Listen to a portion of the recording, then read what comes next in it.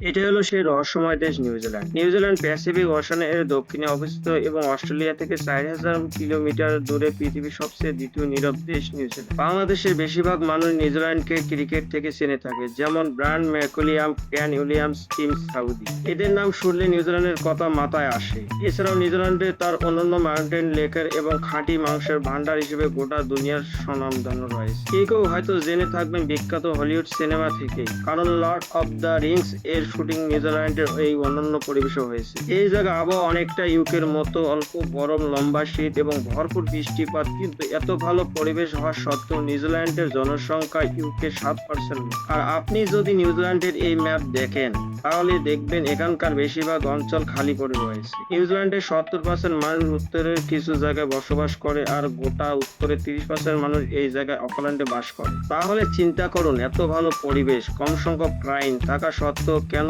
নিউজিল্যান্ডে মানুষ বসবাস করতে চায়? নিউজিল্যান্ডের 80% জায়গা খালি পড়ে রয়েছে কেন? আসুন এই অজানা রহস্য পর্দা ফাঁস করব। তাই আজকের এই ভিডিওটি সম্পূর্ণ দেখার অনুরোধ রইল। সবার আগে আমরা যদি পৃথিবীর মানচিত্রে দেখি তাহলে খেয়াল করবেন নিউজিল্যান্ডের পৃথিবী থেকে অনেক দূরে। মানে যদি আপনি বাংলাদেশ বা ভারত থেকে বিমান যাত্রা শুরু করেন তাহলে সমগ্র আরব সাগর এবং ভারত মহাসাগর পার করে প্রায় 18 থেকে 22 ঘন্টাও আপনি নিউজিল্যান্ডে পৌঁছাতে পারবেন। তাহলে এখানে প্রশ্ন উঠছে আপনার মনে যে মানুষেরা পৃথিবীর থেকে এত দূরে দ্বীপে পৌঁছালো কিভাবে? এর পিছনে কয়েকটি কারণ আছে। আমরা যদি নিউজিল্যান্ডের এর অফিসিয়াল ওয়েবসাইটে যাই তাহলে দেখা যাবে যে হাজার হাজার বছর আগে 1320 থেকে 1350 সালের মধ্যে মাউরি নামে এক বাসিন্দা নিউজিল্যান্ড আবিষ্কার করেছিল। মাউরি পার্শ্ববর্তী দ্বীপ, যাকে এক সময় পলিনেশিয়ান দ্বীপও বলা হতো। সরকারি সূত্রের অনুসারে জানা গিয়েছে এই সব দ্বীপ ছেড়ে মাউরিরা 30 শতাব্দীর দিকে কোন এক জলযান চড়ে নিউজিল্যান্ডে পৌঁছেছিল। এটি প্রায় সেই যুগের কথা বলছি যখন মঙ্গল এবং চেঙ্গিস খান সমগ্র ইউরোপ ও এশিয়া নিয়ন্ত্রণ করেছিল। তবে এখন ভাবনার বিষয় যে পুরানো দ্বীপ এরা নিউজিল্যান্ডে এসেছিল কেন? এই প্রশ্নের উত্তর খুঁজতে আমরা যখন অনুসন্ধান করেছিলাম তখন আমরা বিবিসির একটি রিপোর্ট থেকে জানতে পারি মাউরিদের জন্মের ইতিহাস কিছুটা আলাদা। আসলে নিউজিল্যান্ডে 13 দশকে আবিষ্কার হয়নি, তারা 500 বছর আগে 750 এবিতে কুপে নামক এক ব্যক্তি তারা আবিষ্কৃত। কুপে ছিলেন একজন জেলে যার পরিবার পেট চলতো মৎস্য শিকার করে। কিন্তু সেই সময় লক্ষ্য তারা করে যে জালে যখনই কোনো মাছ আটকে যেত ওই অঞ্চলের বড় অক্টোপাস সেই মাছ খেয়ে নিত। তাদের জন্য কোনো মাছ থাকতো না। যেহেতু মাছই এদের প্রধান খাদ্য উৎস ছিল তাই মাছ না পাওয়া একটি গুরুত্বপূর্ণ সমস্যা হয়ে দাঁড়ায়। এরপর কুপে এবং তার সঙ্গীরা সমুদ্রে গিয়ে অন্য দ্বীপের খোঁজার চেষ্টা করে এমন সিদ্ধান্ত নেয় যেখানে খাবার ও পানির ভালো সরবরাহ থাকবে। এই অনুসন্ধানে কুপে তার 20 থেকে 25 জন সহচর সাথে যাত্রা পাড়ি দেয়। কিছুদিন যাত্রা করার পরে তারা বড় বড় পাহাড়সম একটি দ্বীপ দেখতে পায় যা ছিল নিউজিল্যান্ডের সামুদ্রিক মাছ, পশু পাখি এবং ফলে সাজানো ছিল এই দ্বীপ। কিন্তু এখানে আর কোনো জনবসতি ছিল না। এটা ছিল কুপে ও তার গোষ্ঠীর জন্য একটি অনুকূল জায়গা। তাই সে বাকি সাথীদেরকে পলিনেশিয়ান আইল্যান্ডে পাঠিয়ে দেয় যেন তারা সবাইকে নতুন এই স্থানে নিয়ে আসতে পারে। এভাবে ধীরে ধীরে নিউজিল্যান্ডের মাউরি লোকেরা এদের অবস্থান তৈরি করে। 17 শতকের আগে পর্যন্ত মাউরি লোকেরা নিউজিল্যান্ডে অনেক শান্তিতে বসবাস করে যেহেতু তারা বাকি পৃথিবী থেকে অনেক দূরে ছিল,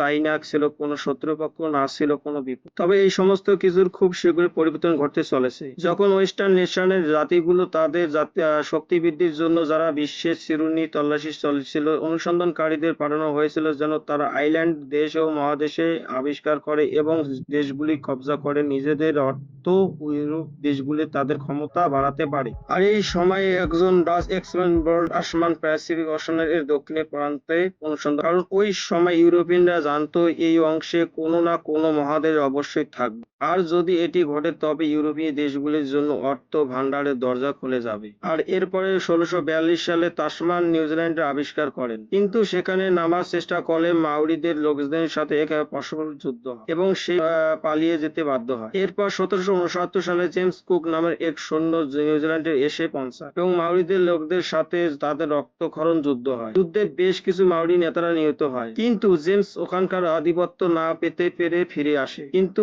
এবার তিনি নিউজিল্যান্ডের এইসব সমস্ত ভ্রমণের একটি পাকাপোক্ত ম্যাপ তৈরি করে নেয় এবং এই ম্যাপের মাধ্যমে ইউরোপিয়ান 18 শতকে নিউজিল্যান্ডে পৌঁছাতে শুরু করে। কিন্তু এবার তারা মাউরি লোকদের সাথে খুব স্মার্ট ভাবে চুক্তি করে, অর্থ, লোভ আর লালসা দেখে তারা সেখানে নৌ বন্দর তৈরি করে। এরপর 100 বছরের ব্রিটিশ নিউজিল্যান্ডে সম্পূর্ণ কব্জা করে। এরপর ব্রিটিশ আর মাউরিদের মধ্যে 1840 সালে একটি চুক্তি স্বাক্ষর হয় যা ট্রিট অব দ্য ইউগেটিং নামে পরিচিত।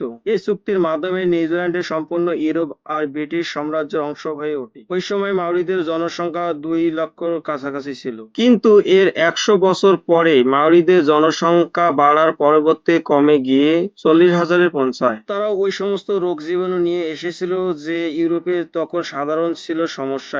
এটা ছিল যে মাওরিদের লোকদের এই রোগ জীবাণু প্রতিরোধ ক্ষমতা তখনও গড়ে ওঠেনি, আর এই কারণে ইউরোপিয়ানদের আসার পর থেকে স্থানীয় মাওরিদের একের পর এক অসুস্থ হয়ে মারা যেতে শুরু করে। আর দ্বিতীয়ত 19 শতকে নিউজিল্যান্ডের খুব বেশি ভয়ঙ্কর জায়গা পরিণত হয়েছিল যে চুক্তি তাদের মধ্যে স্বাক্ষর হয়েছিল। আর মাত্র 5 বছর পরে জমির মালিকানা নিয়ে ব্রিটিশ আর মাওরিদের মধ্যে এক ভয়ঙ্কর গৃহযুদ্ধ শুরু হয়, যার 40 বছর ধরে চলেছিল। এই যুদ্ধ বেশিরভাগ স্থানীয় মাওরিদের প্রাণ হারায় এবং অবশেষে এই সমস্যা 1881 সালে গিয়ে সমাপ্ত হয়, যখন বেশিরভাগ মাওরি নেতারা মারা গিয়েছিল এবং নেতাবিহীন মাওরিদের দল হাত পা গুটিয়ে নিয়েছিল। কিন্তু ব্রিটিশরা বুঝতে পেরেছিল যে এ দেশটি শাসন করতে হলে এদের সাথে তাল মিলিয়ে না থাকলে এগিয়ে যাওয়া অসম্ভব। আর এই কারণে যুদ্ধের পর ব্রিটিশরা স্থানীয় বাসিন্দাদের বিভিন্ন সুবিধা দেয় এবং মিলেমিশে থাকার অনুমতি দেয়। এরপরে নিউজিল্যান্ড একটি শান্তিপূর্ণ দেশ পরিণত হয়। কিন্তু আমরা ভিডিওর শুরুতে বলেছিলাম নিউজিল্যান্ড এত এলাকা ফাঁকা কেন, আর সবাই কেন?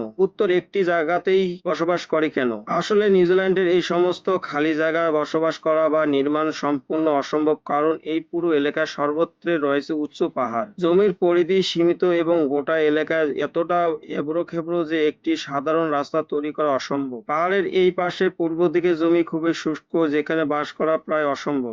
এই কারণে নিউজিল্যান্ডের বেশিরভাগ জনমানব উত্তরের এই অংশে বসবাস করে। জনসংখ্যার এই সংকটের কারণে দ্বিতীয় বিশ্বযুদ্ধের পর নিউজিল্যান্ডের সরকার অভিবাসন নীতি শিথিল করে, কারণ দ্বিতীয় বিশ্বযুদ্ধের আগে নিউজিল্যান্ডের বাইরে প্রবেশ নিষেধ ছিল এবং এই কারণে 1950 সালে পর্যন্ত নিউজিল্যান্ডের জনসংখ্যা কম ছিল। যাই হোক, বিধি নিষেধ শেষ হয়। এরপর এশিয়া থেকে, বিশেষ করে চায়না, ফিলিপাইন ও ভারত থেকে অন্যান্য দেশ থেকে এখানে মানুষ আসতে শুরু করে এবং এখানে বসতি স্থাপন করে। ধীরে ধীরে নিউজিল্যান্ডের জনসংখ্যা চূড়ান্ত হতে শুরু করে। বর্তমানে নিউজিল্যান্ডের জনসংখ্যা প্রায় 27% অভিবাসী, এমন যারা নিউজিল্যান্ডের বাইরে জন্মগ্রহণ করেছিলেন। বেশিরভাগ অভিবাসী অকল্যান্ডে এবং এর আশেপাশে বসবাস করে, আর এই কারণে অকল্যান্ডে আজ বিশ্বের অন্যতম সাশ্রয়ী শহর, কারণ জমির সরবরাহ কম এবং আবাসনের চাহিদা বেশি। এই সমস্যা সমাধানের জন্য নিউজিল্যান্ডের সরকার $8,000 প্রদান করেছে তাদেরকে যারা অকল্যান্ডে থেকে 100 কিলোমিটার দূরে ওই আকাডাতে বসবাস করতে রাজি হবে। কারণ হলো অকল্যান্ডে হাউজিং মার্কেট স্বাভাবিক হোক